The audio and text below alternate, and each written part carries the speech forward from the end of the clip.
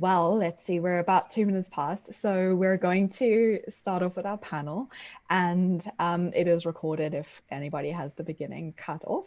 I am Katie Wild. I will be your moderator for the panel today, and we'll be having a discussion, a bit of a Q&A. So please do drop your questions into the chat, into Slack. We'll be watching all the places, and we'll be talking today about creating an inclusive and supportive remote culture, with us all having, changed onto remote work. So thank you so much for joining us. This Lead Dev webinar is created in partnership with Twitter, and we will be joined here by the panelists that you can all see. I will now hand it over for them to give a little introduction. Let's have Ari, quick introduction from you since Twitter is our partnership. Hello. Thank you, Katie. Hi, everyone. A pleasure to be here. I lead the machine learning platform teams at Twitter. They're called Inside of Cortex organization, including machine learning, ethics, transparency, and accountability, which I'm very passionate about. Prior to this, I was at IBM and IBM Research. And IBM is a big company with a very distributed workforce. I was working with teams in Japan, teams in Pittsburgh, teams in California. So I'm super excited to be here and talk to all of you today. Thanks for having me. Fab. And of course, we also have Daniel Burke, who is called Burke, Senior Engineer Manager at Square. Daniel, I'll let you have a quick bio. Hey there. Yes, I'm Senior Engineering Manager at Square. I've been there for just under a year, actually, at this point. I'm based in Virginia Beach, Virginia.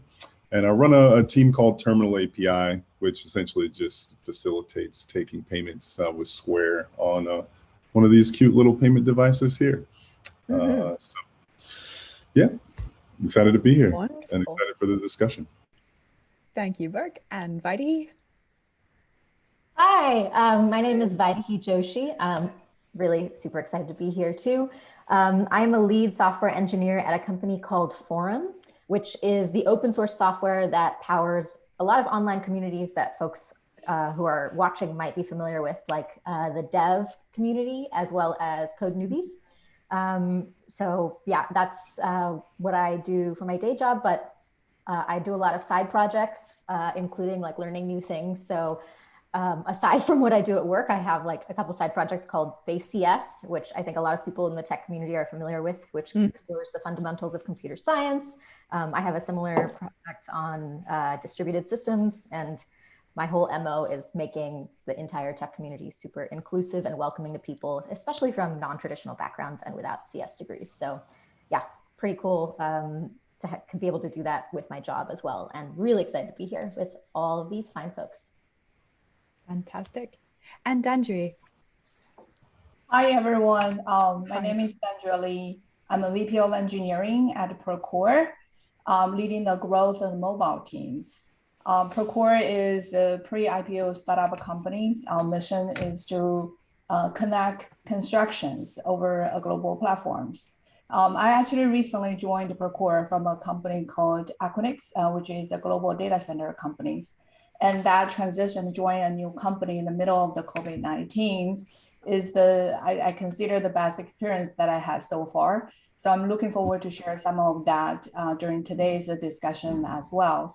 And I think that's very core to that orientation, that first experience with the new companies in the middle of COVID-19 and being 100% remote. I think that's very key to building an inclusive culture. So looking forward to the discussion today. Absolutely. Well, let's get right into it. And when we say we're, building an inclusive culture, remote culture, one of the big sort of criticisms of remote work is usually, well, what about culture? And we're all here doing culture remotely. Burke, you have wonderful thoughts on how being in a remote setting can actually help you be more inclusive and, have that kind of much more intimate, much more personal connection with people. Tell me a little bit more about that. Yeah, thank you. So I think one of the things that we saw right off the bat were a couple of what maybe would have been called embarrassing moments, right? People's children coming in the background, or just something being seen, from your personal life. But I think very quickly, a lot of companies kind of switched over to embracing that family, embracing that personality. And so I know in my situation, I have two children that are both school age, and they're all virtual. And my nephew was actually also here as well for a period of time, doing school. So I had a full schoolhouse, and they'd be doing cartwheels in the backyard, or excuse me, in the back of my, video feed here. All kinds of funny things would happen. And we all just kind of embraced it. Actually, my daughter was on a virtual game night, with me and the rest of my team last night. So one of the things that we've done to just go ahead and pull that out is we've implemented something called cribs. So we call it Terminal API cribs. And we give all the engineers or everyone on our team the opportunity to record their space, zoom out and show us their workspace, or take us around their home or around their hometown. And what it does is it just allows them to see us more, allows us to see more of a personal side to everyone on our team. And this is something that we actually didn't get before when we were all in the office. It was just the office persona.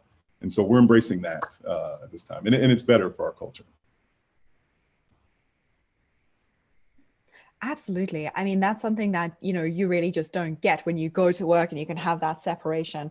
And of course, now, work-life separation, well, it's its own problem.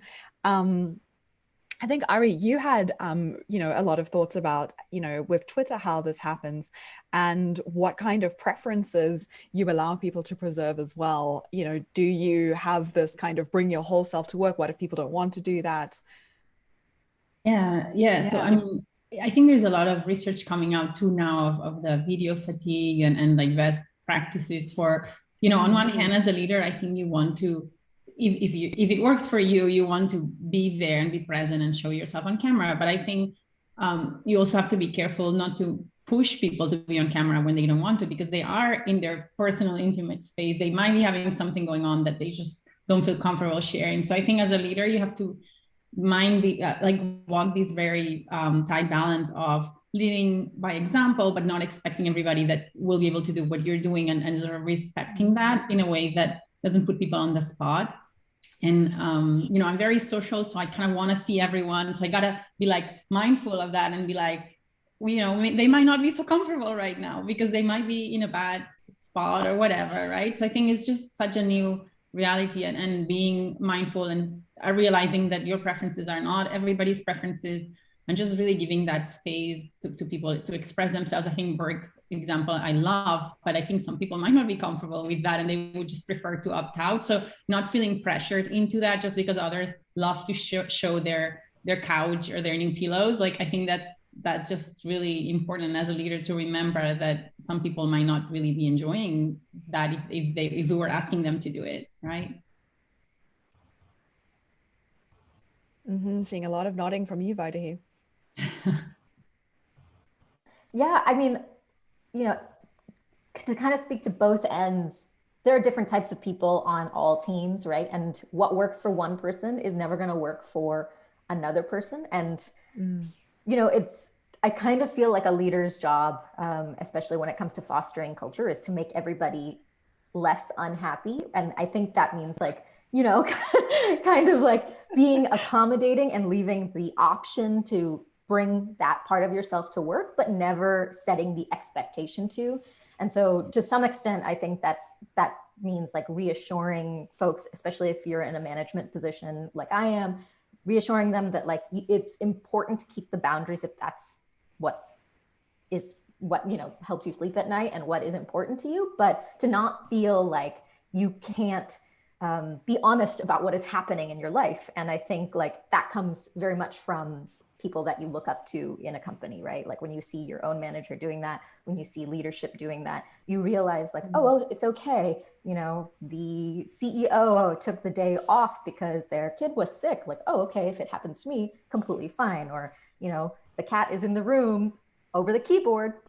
Like, it's okay if my cat does that too. I think it's very much like showing rather than telling, because it's very easy to say like, oh, bring your whole self to work, versus actually seeing someone do that. That's when you're like, that I think that drives the point home much more. People tend to not read a lot of things. So like you can say like, yeah, you can be open, be yourself, but actually being yourself shows that more than just dropping a note in Slack, if that makes sense.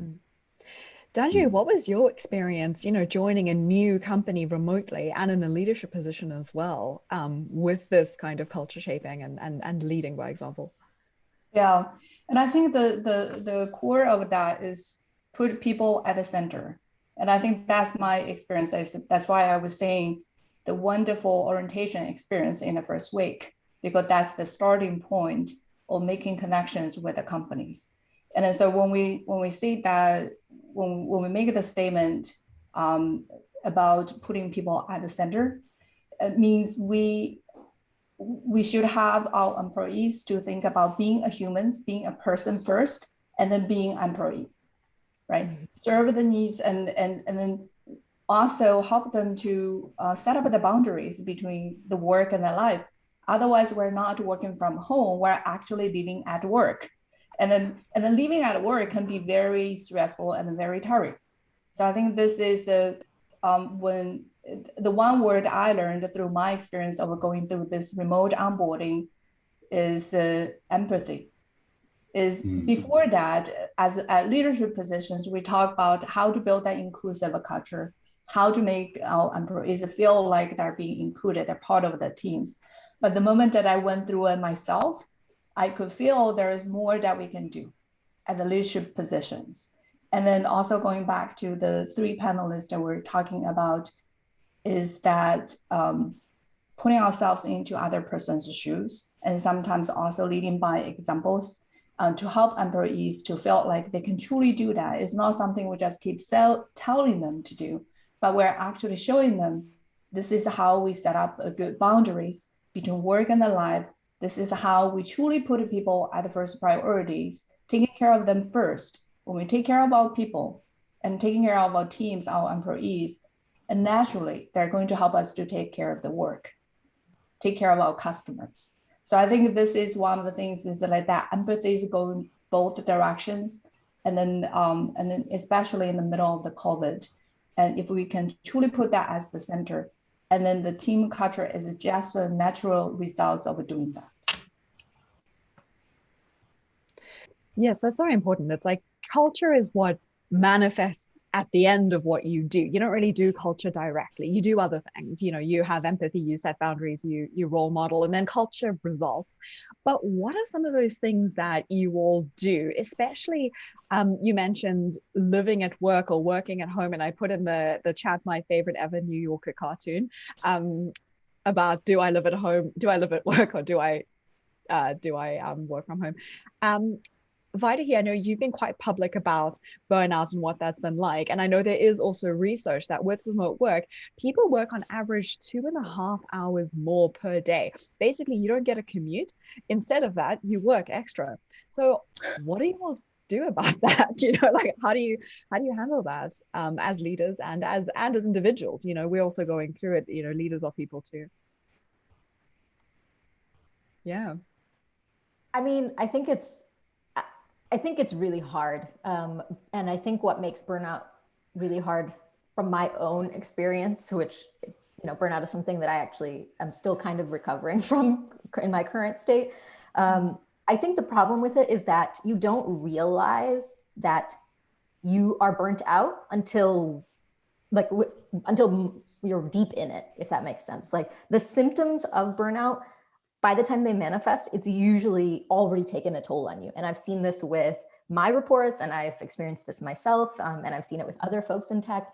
A lot of the times people kind of tell themselves like it's normal or it's okay, or they kind of have the assumption of like, everybody else must be doing it and I just might be having a harder time. And I think like as a leader, your job is to recognize those signs before people maybe have even recognized them in themselves. And that's really hard to do because not everybody is going to be vocal about it. And so it really falls on you as a leader to have those, check-in moments and those touch points. But then even as a leader, you have to do that for yourself. And that's, I think, another level of difficulty because it's very, very difficult when you're managing folks from an emotional burden level to recognize what toll that takes on you.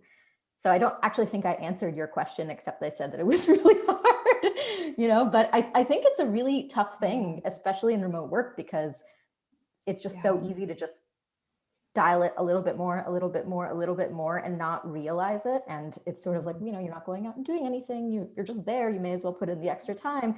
But as human beings, we can't, like, that's not sustainable. It's not tenable. And it's really important to have that recovery time. So I think it goes back to the show and lead by example, but that takes so much self-introspection, and you need to recognize it before you wake up one day and realize, like, oh, I have all the 6 symptoms of burnout. It's a little late at this point. Like, what do I do? Now I'm retroactively doing something versus, you know, proactively doing something.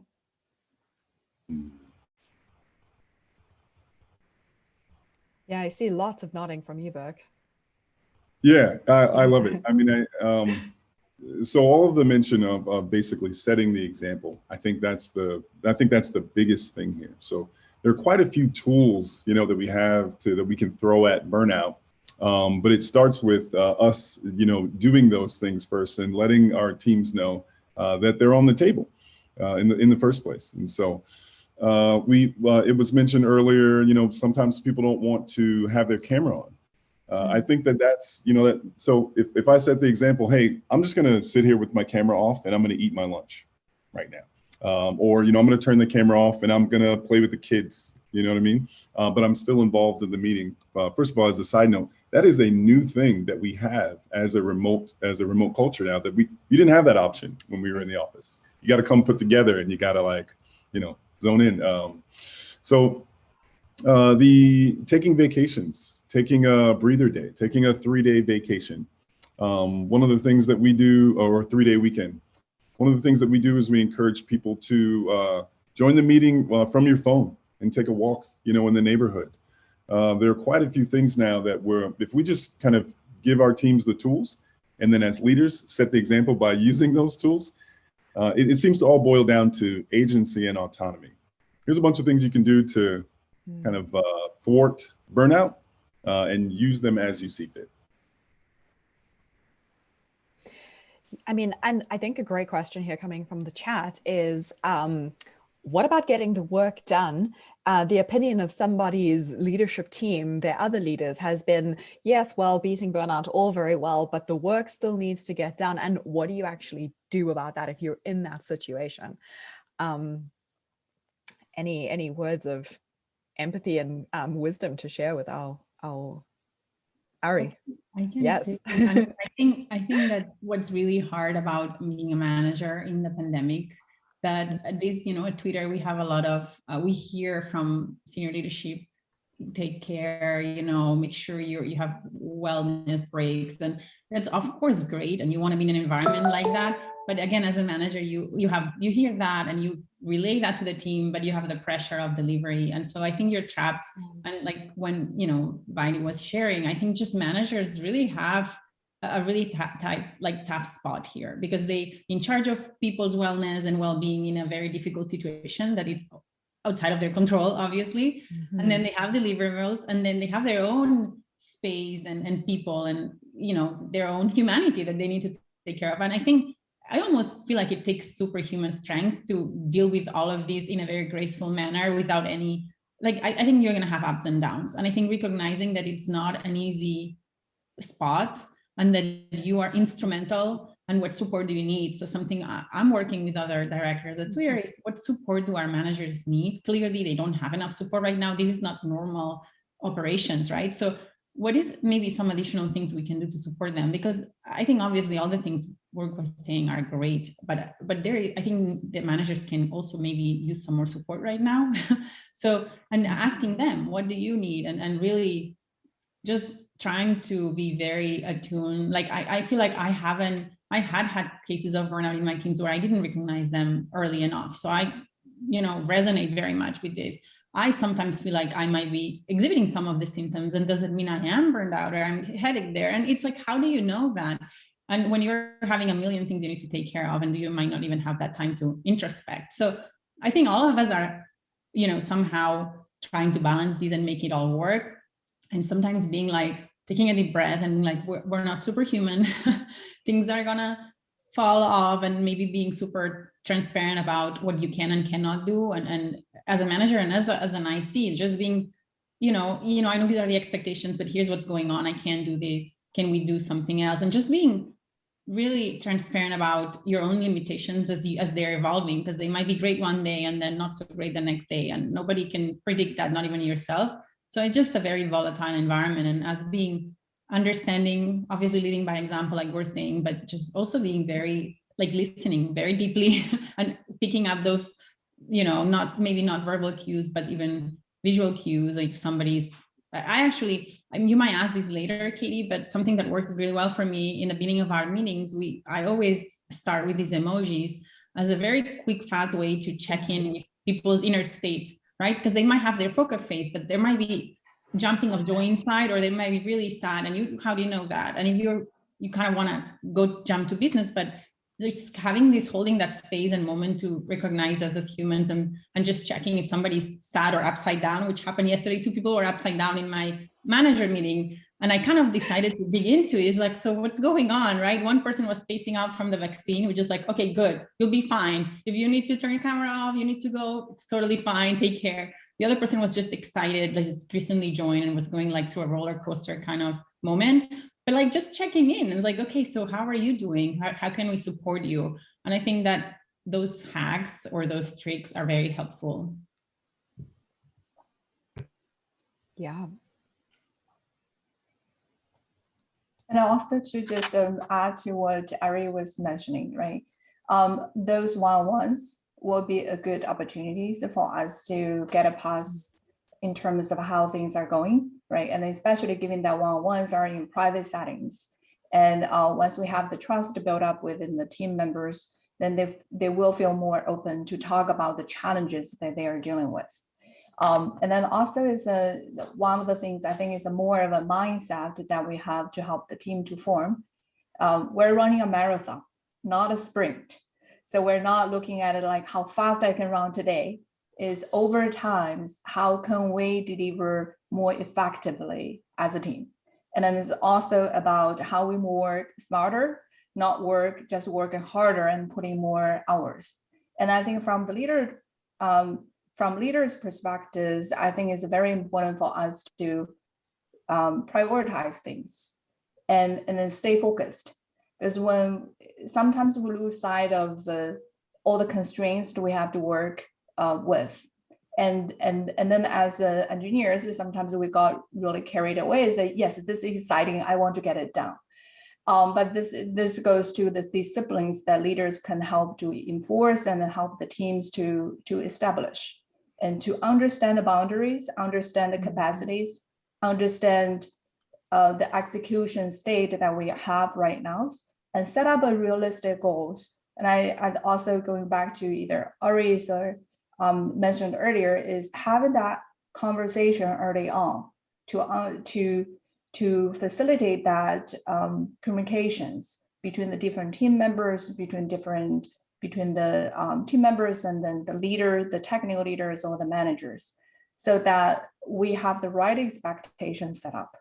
And that will help us to get the work on the reason, basically set up the reasonable expectation, instead of saying, hey, this is an outreach and we have to be the OKRs by 50%, or we have to reach 150%. That's a aspiring thing to talk about, but it's not sustainable, especially given that we're all remote, because there is the actual communication overhead that we added there, irregardless whether we do a synchronized communication or asynchronous communication. So this is the part I think the leaders needs to be more mindful of and help the team to keep that right balance.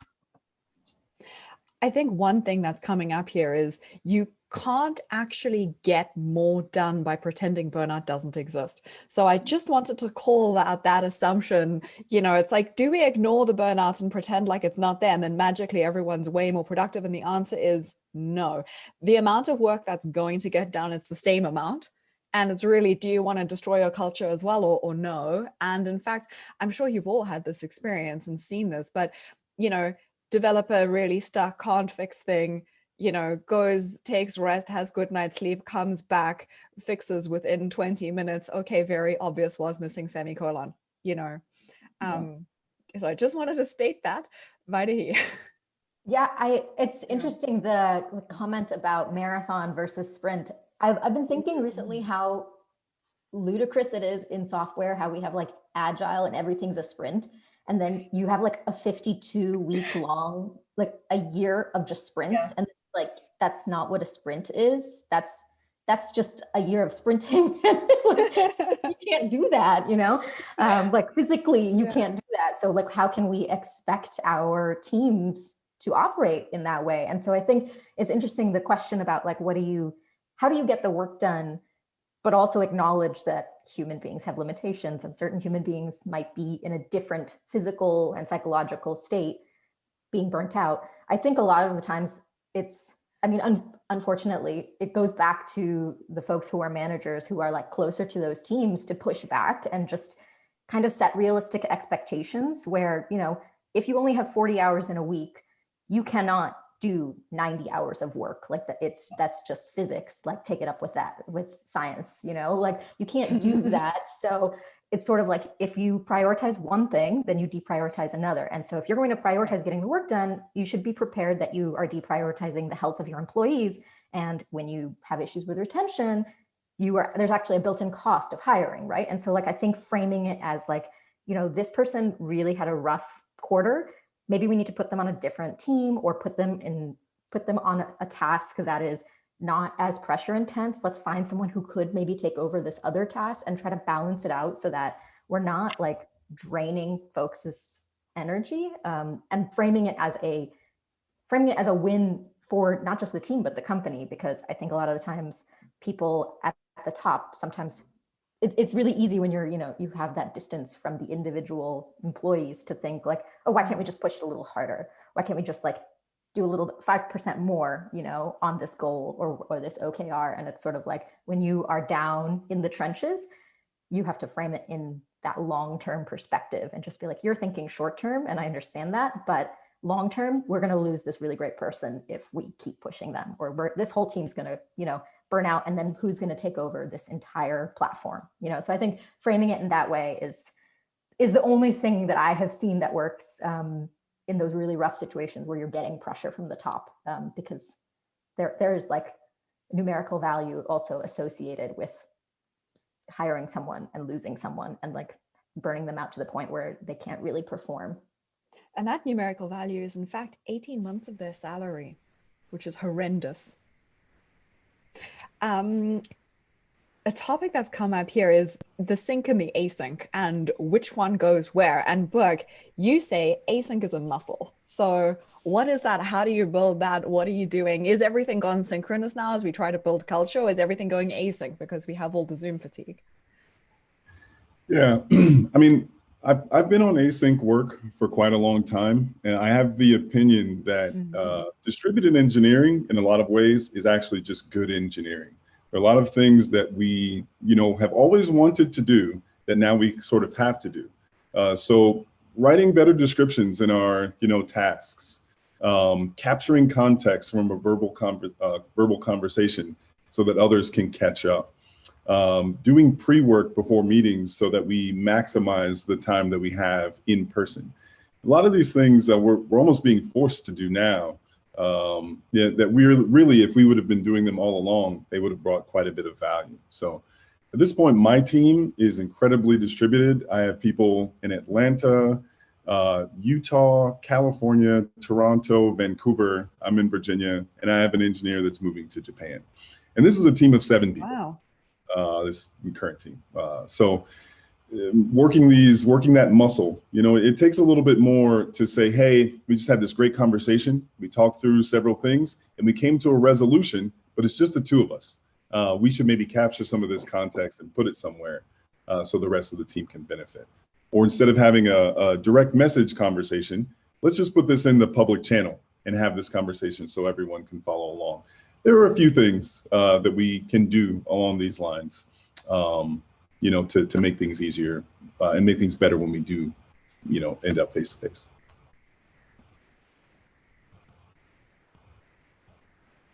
I mean, one tiny example here is when we were before we were joining, Ari made the point of we should remember any Q&As that come in into the Zoom Q&A, we should transcribe those into Slack so that after this panel ends, anyone who's interested can have a look. So that's the kind of tiny thing that helps people, keeps people connected, keep people on the same page. And that, you know, that's a very important part of culture, that sort of like staying connected, which is also the question from coming up on the Q&A. How do you all stay connected? What are the things you do? Danjui, what have you found with being in a new team and being very remote during COVID? So one of the things that I did the most, and probably which consumed 50% of my past 2 weeks of onboarding process, is to set up the get to know you sessions. And so I basically took a work with my managers and figure out who are the key stakeholders across the organization. And I map it out and set up get to know you sessions. But at the same time, it's important to spend get to know you sessions with your own team, your direct report, and then also engineers in your teams. So that will help to start building so-called the connected tissue within the organization. You have a channel to reach out to them, you know what they're doing, and then you can set up those follow-up discussions later on. So I think that's number one, that's very important. And then the second one, stay connected. I'll share the things that we did in my previous organization, previous companies. We actually had a global team. Some of the engineers are distributed in US here, some of engineers in Singapore. So speaking of the time zone difference, sometimes it can be very challenging. And it also means you have to do things consciously in order to help people to stay connected, right? And I think there is a stay connected through work, through discussion. There is also stay connected through non-work related activities. How to organize events like happy hours to help people to relax and then connect as a person to each other. And then we also organize those escape rooms events to help the team to stay together and then solve a challenging problems, which is not work related, but give them a lot of excitement in terms of how to work within a teams, how collectively we take one part and then to conquer a challenging problems. So those are the things that we have tried in the past and to help the team to stay connected with each other. Escape rooms, what a neat idea. My girlfriend's company actually did Dungeons and Dragons remotely, and they had someone come and facilitate, and it was very popular despite loads of people never having played Dungeons and Dragons. Yeah. That was well received, and right after that session, I got the request. We set up a Microsoft Teams channel in the previous. We're not a Slack shop, but Microsoft Teams. And then we got lots of requests from people who said, where's the next one? So that was well received. And then for folks in California, we actually, we did some, it's called social distance, the hiking trip. So we say, we're all going to show up in that trail. If you happen to have a time, you show up as well. So I think I'm a firm believer of connecting people outside of work. And outside of work virtually and physically, because the things we do that is not work related actually help to pull the team together and build a stronger team. Sort of in line with that, we did a team scavenger hunt.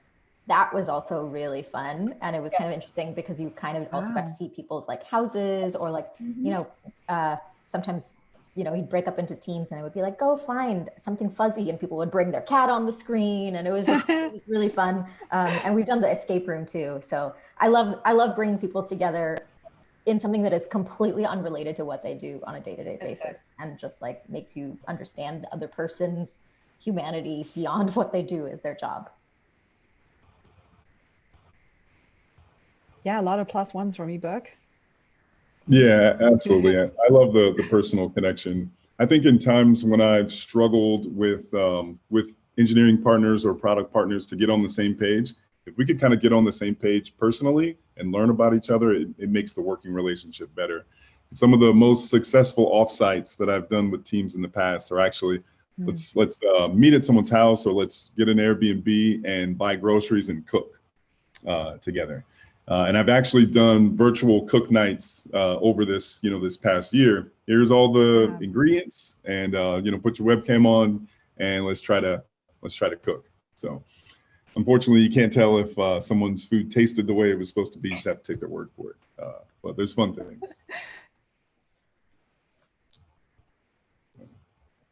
Ari, what are you all doing on Twitter?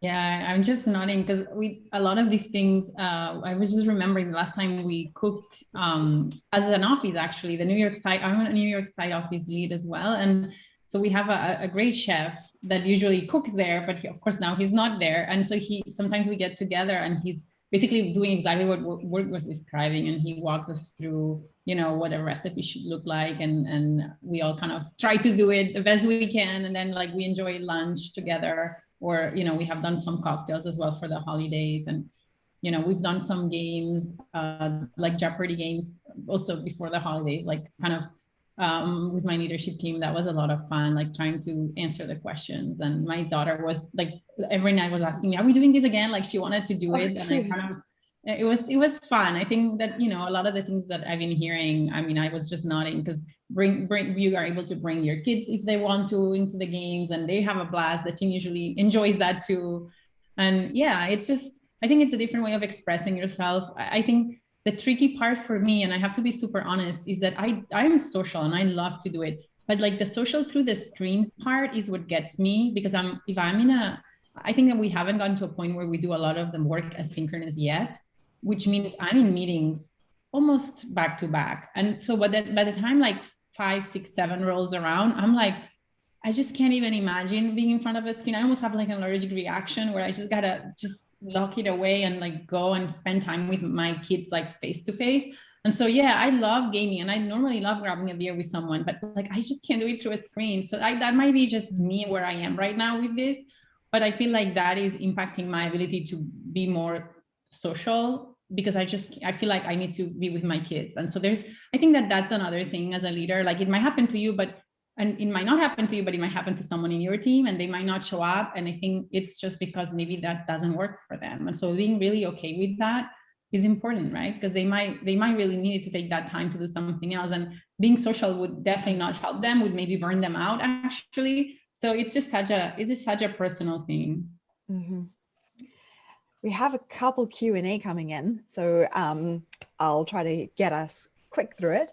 How do we use company values to shape the culture of our teams remotely? Who wants to take this one?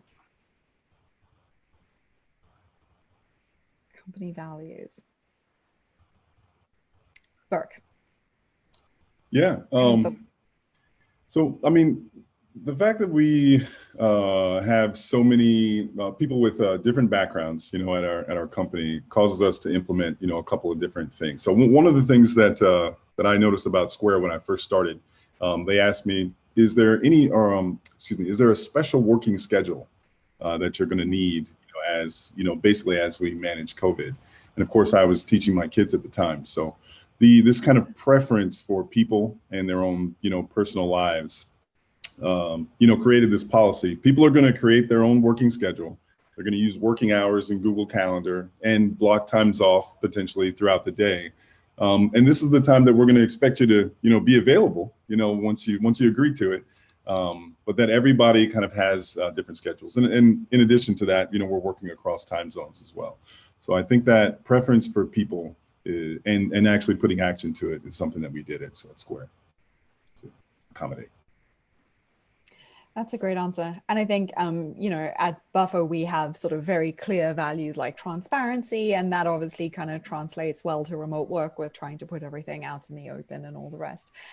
So I do think that it's going to be different for each company, but having those values and figuring out how they show up is kind of part of the day-to-day work that we all here do. Another really interesting question is, how do we measure whether our efforts are paying off? And Antonello, do you mean your efforts are paying off in a cultural sense? How do you know if the culture improves? Or do you mean efforts paying off in a kind of more did you achieve the goal sense? If you can hear me, just put it in the chat, or culturally speaking. Excellent. Yeah. So how do you know if the culture's better, worse? you're working. One thing we do is we have surveys. We use a tool called Lattice. So that's something that can be quite objective.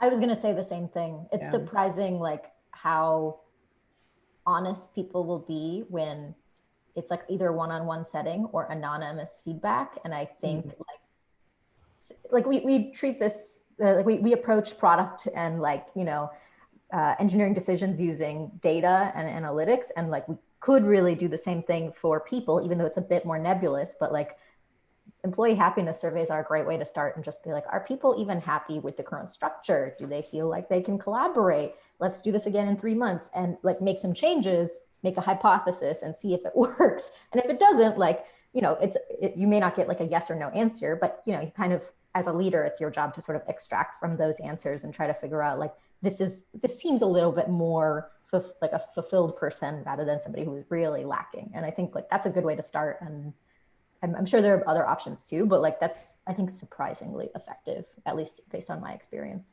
Yeah. There's another question. Sorry, Beck.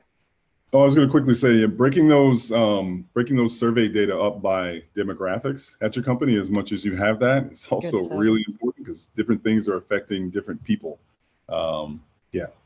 Yeah, very important. Yeah. Another question that's come in here is, how will a leader ensure that those members of the team who naturally find excuses to achieve results and targets, and now they're working from home? And the reason I ask this is because I've never done a remote work panel or talk where this question hasn't been asked. Never. Like 100%. People are always like, oh, they're not working. I have my answer, of course, but panelists, who would like to take this one? I can chime in if you like. I think, yeah, go Ari. I think it's, you know, the truth is some people, the problem is understanding why. So I think to me, like, especially in the current circumstances, is like, it could be actually a mental health situation.